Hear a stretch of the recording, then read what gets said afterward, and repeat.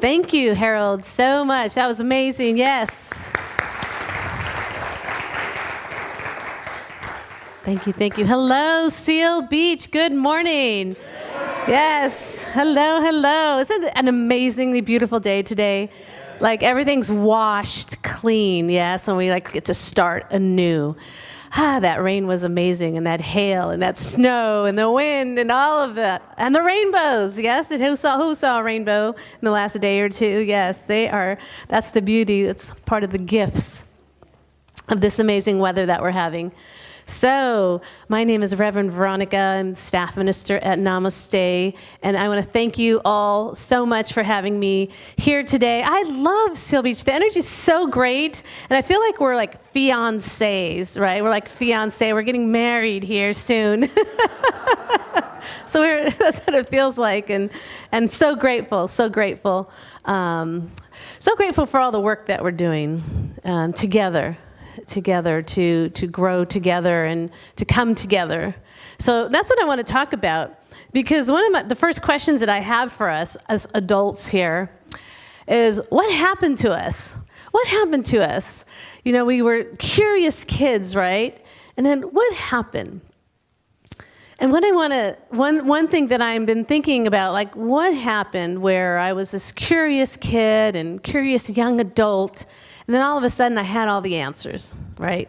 Then all of a sudden we're supposed to have all the answers, yes? Like we're almost afraid to not have the answers. What would someone think if a question was asked of an adult and the adult didn't have the answers? So what happened? Like what in our consciousness, what in our society, what tells us that we have to have the answers? And then we have to come with a full cup, right? Because the more books that we read, right, we have to read the books to get the knowledge, attend the workshops, and that there's nothing wrong with this. But what happens is our cup starts to get full. And so to be curious, we have to come with an empty cup. But yet we're told we have to have a full cup. So it's kind of confusing, right? How do we do that? How do we be okay with not knowing? Like, I love Eileen. Like, we're not going to have the answers, but we can talk, right? We can talk about it. But I love that curiosity of not having all the answers. Excuse me. I still have a little frog in my throat. COVID got to visit me last month and still wants to stick around a little bit, but it's all good. I'm healthy and strong and every day. And so what is it that, we as adults, we ask different questions as kids, right? Kids want to know, why is the sky blue? How did that happen? And where did that come from? And adults, we ask questions like, why do I have to pay my taxes? And why hasn't the light turned green yet? And why'd they mess up my latte? We ask different questions in kids. And the kid asks a question like, why is the sky blue? And, adults, we say, well, the Earth's atmosphere, when the sun comes through the atmosphere of the Earth and the blue rays are, shorter. And so when the sun shines, that turns the sky blue. We have the scientific answer. We feel like that's what the answer they want, right? But is that the answer they want? No, they're just curious. Like, why is the sky blue? And why does the cat, jump all over the place? And there's this young youthness and young, approach with wide-eyed curiosity, not necessarily wanting the answers. Isn't that great? Like, we want to ask a question, but we don't necessarily want the answer. That's a really beautiful place to be, in that curiosity. And so, curiosity it's almost like it's a mindfulness practice, right? Because what it does is it causes us to come from nothing and be present to what is so, right? We just become present to the godliness of life, the pure potentiality of whatever it is that we're looking at. And instead of bringing everything that we know to the table so that we can figure it out, we bring absolutely nothing to the table and just observe and get curious And let the answers, and if there is an answer to come forth, let the information come forth through the nothingness that we bring. Ooh, that sounds like the creative process to me, right? Tapping into that pure potentiality of the everythingness of God from the nothingness of God. And that's who we are. That's the place and the space that each of us hold. We can hold both of it at the same time. The nothingness of God, we can bring that to the table as we open and become willing, as Gina said, to the everythingness and of the pure potentiality that can come forth through us when our cup is empty. Doesn't that sound beautiful? And I want to tell you a story about a woman. Her name is Liz Wiseman. And she worked for Oracle, a huge software company. And at 24, she was starting as a fairly new, young, just graduated. And they gave her the job of creating Oracle University. It's a training for the corporation, the training program. They gave it to 24 right out of school. And she was like, "You want me to do that?" And so what she did was she went and she asked everybody, what do you need? How do you do this? If she didn't have an answer, she utilized all the resources within the company and beyond. So she's creating from nothing. She created from nothing. And then it started to grow and become successful. And so what did they want to do? They wanted to bring in an experienced older person who has the wisdom and the training to take her job, because they were more experienced. But then they realized and saw what she had created from nothing, from curiosity, from asking questions. And they said, "We're sorry. Can we re-give you your job back? We realized that you were created and your curiosity has created something great, and we want you to continue to create." And then she stayed with the company, and 10 years later, she realized she stopped asking those questions. She stopped complacent and full. Her cup became full. And she noticed that she was getting burned out and that she had stopped being curious. She stopped finding her resources and utilizing because she had become successful and full. And so she went on a vacation. She said, "Time out. I need to step away and regain my curiosity because there's nothing new coming from me." And so she took a break. And I kind of feel that's similar to what we're doing here when we're combining our centers together, is that we are taking, we're creating a blank slate and creating from it. And then when we find, oh, wait a minute, let's step back for a minute. Let's step back and re-empty and re-look. And then we move forward and we meet again. And it's a beautiful process of a dance, if you will, of taking what we know and taking what we don't know and melding it all together. There's 40 people between our combined centers that are working together and bringing what they know and what they don't know and releasing things that no longer serve to create a brand new something that we don't even know yet what it's going to be, but our heart's desires know what it's going to be. We know the universe is listening to our heart's desires to create a center that's never been created before. Isn't that exciting to be a part of that? I say yes to that. It reminds me of this person, Liz Wiseman, how she created that Oracle University from nothing and utilized all the resources around her and then utilized the creative process to bring forth something that's never been done before. So using the mindfulness practice of curiosity and bringing the nothingness allows us to be a vessel, right? A vessel for God. I love that. Being a surrender. And surrender means don't do anything. Just surrender means to allow something to come forth through me, through you, through us collectively. a new idea, a new way of being. And so sometimes that means we have to empty out, right? We empty out that which no longer serves us, or we empty out the idea that we know. Like, do we know how? We know, like if we wanted to just,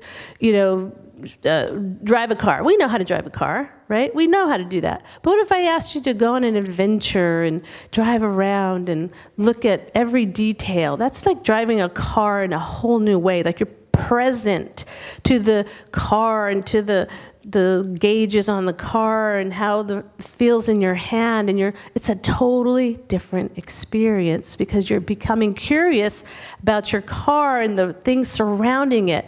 And now it's an adventure rather than just, driving your car and, doing it on autopilot. That's the word, autopilot. So you see the difference between curiosity and autopilot, where we come from what we already know, and we're so unconscious about it, right? Who can drive from from Seal Beach home without even thinking about it, right? It's done. It's a done deal. So when you drive home today, I'm going to invite you to be curious about the drive. See it in a whole new way, like you've never seen it before. This is a muscle to be cultivated within us, to be present, to be mindful of the mundane things in the world, to bring the mundane into the sacred, to make the mundane sacred. They talk about washing dishes and having an enlightenment experience because you're washing dishes fully present, because you're curious about the bubbles. You're curious, I've never seen this dish this way before. You start to get curious. I've never seen, the sponge or the whatever. You just start to ask, you pause and So I want to do a little practice, okay? I want you, because being mindful and curious, like I said, it's a muscle to strengthen. And I ran into this quote, I loved it. Conservationist Rachel Carson asks us, what if I had never seen this before? What if you approach life like, I have never seen Lorraine before. Oh my God, who is she? Right? And then the second question that she asks, Rachel Carson asks, is, what if I knew I would never see this again? What if I knew I would never see this person again? What if I knew I'd never see my home again or this flower again? How would you look at life? You would be so present to it, yes? Like so open to what it has to offer you. And there would be a whole new level of gratitude and contentment for what is present right now in our daily life. So what I want to do, can I grab a water bottle right there? And what I'm going to do is, I'm just going to take this water bottle. I'm going to use it actually as a prop. Thank you. I'm going to set this water bottle. How many of you have seen a water bottle?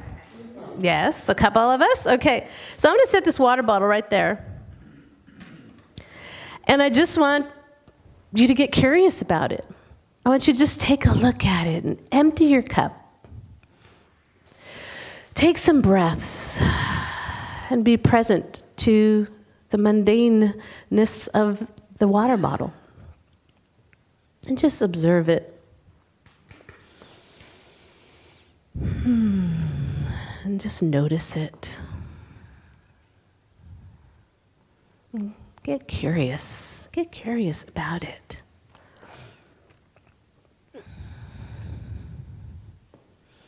And breathe.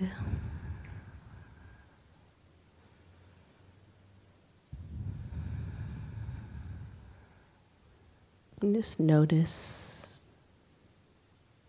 Maybe there's judgment. Just notice what comes up.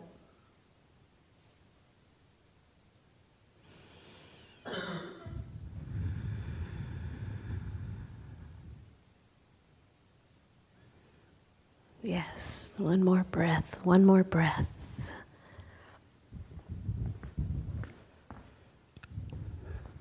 Did this water bottle come sacred at all? and you're becoming present to it. What else? Anything else anybody wants to just shout out? What else came up while you were watching it? You're being present to it. Yes?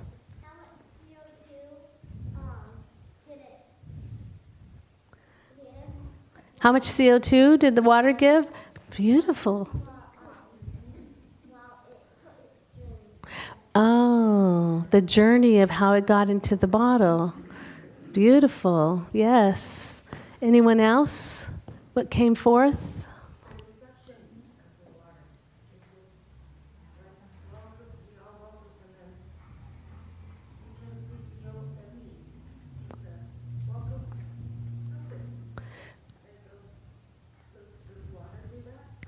The reflection of the water. Yes. Yes, yes, thank you. I felt the peace of the water. Ah, the peace of the water. Yes. Go ahead. Well, I wondered how they made it, if it was one piece or if it's two pieces. Okay. Oh, okay. It's nice. I felt gratitude for all the hands that prepared it to get here. Good, good. Way in the back, and then we'll do two more after Eileen. I think about my sister who's very concerned about the ocean, and she doesn't use plastic, because I was grateful for what my sister did for the earth. Okay, I'll do two on this side, and then I'll come to you. There was two more. Yes. I wondered where the rain fell that was the original source of that water. Beautiful. Yes. Someone in the back. Is it from tap water? Is it from Lake Arrowhead? Where did it come from? There's one here. I was curious about how the water felt with us all Giving it our attention. Yes. Yes. Absolutely, to have all of our attention. One more. I was just grateful for the fact that they take it to places that may not have. It's portable. It's portable, yes. Yes, satiating. Yes. Beautiful. Take a deep breath together.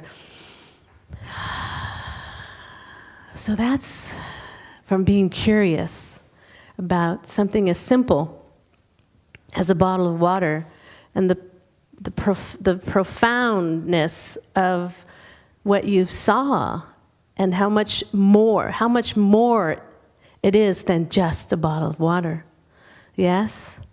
So when we get curious about life and we get curious about our process of coming together, what we can open up to can be so profound when we allow ourselves to settle in and just set aside what we know about something, or just set it aside. It's useful. But sometimes we just want to set it aside to be open to seeing life anew.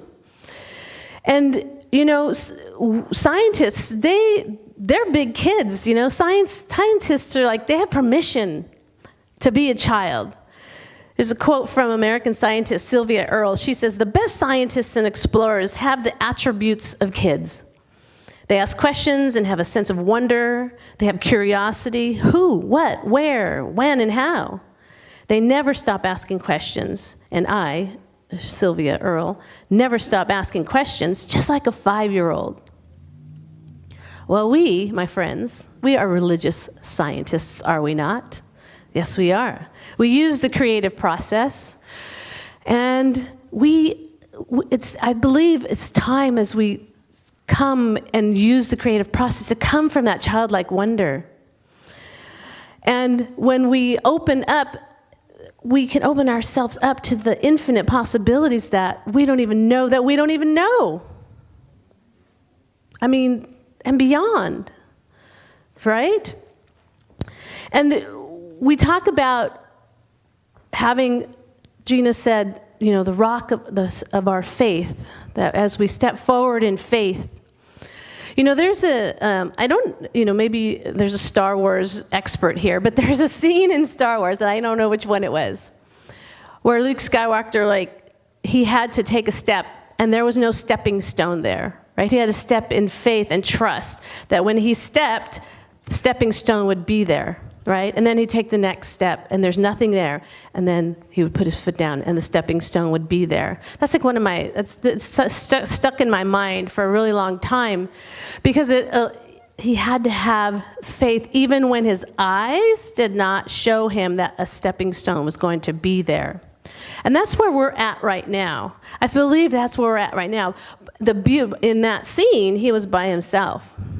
The beauty of us now is that we have each other. And so I'm going to do an example here. So I'm going to take a step. Would you mind standing and just help me with my balance as I take my step? Thank you so much. Oh, thank you so much, Lorraine. And if you could stay standing right here, I'm going to have Rachel help me next. Lorraine, I need to take the next step. I'm not sure what's going to happen, but I'm going to, whoa, thank you. Thank you so much. Thank you so much. Stay standing, please. And Gina, can you help me? I'm not sure. I'm scared, but that's okay. Oh, thank you so much for helping me. Thank you so much. Marjorie, would you mind helping me? I'm on an adventure and I don't know where I'm going. Oh, thank you so much. Thank you for helping me. When I'm walking on a path that I've never walked before, I have God expressing, do you mind helping me? I'm going to take a step right here. I don't know where I'm going. Okay, thank you so much. Could you help me just hold my hand so that I can go a little bit further into somewhere that I've never gone before? Thank you so much. And could you help me as we move into our next center that nobody knows where we're going? We don't have the answers, but we're taking the steps anyway. Could you help me, Sylvie? Could you just hold me and help me? Can everyone please stand who wants to help each other as we move forth into our new center, and we're going to celebrate each other. And even though we don't know have all the answers, we know that we are vessels for God, and the answers will come through us in known and unknown ways. Can I get a yes to that? Yes. Amen, amen, and so it is. Yes. Yes. Thank you, thank you. Thank you for saying yes. As we step into uncharted territory together, knowing that there is always going to be a stepping stone when we move our feet, and that always there's going to be someone there to hold our hand as we adventure together. And so it is. Thank you. Thank you.